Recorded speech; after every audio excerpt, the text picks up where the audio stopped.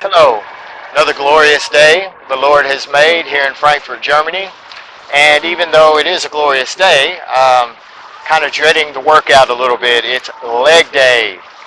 I don't know if you're like me, but I don't really look forward to leg day. I can get excited about some cardio, I can get excited about arm day, push-ups, different stuff like that, but leg day, not so much. But working out our legs is a very important aspect to our overall fitness, so it's something that we got to do. And for me, it's enjoyable as I'm doing. I don't look forward to it once I get started and the challenge is there. I like it, and then of course when I'm done, I can sit back, think about what I did, and really happy that I did it. So just kind of one of those type exercises. So I don't know how you feel about leg day, but we're going to get inspired and we're going to have a good leg workout today. So my name is Eddie Gaston. I'm your not quite over the hill personal trainer, and welcome to Faithfully Fit for Life.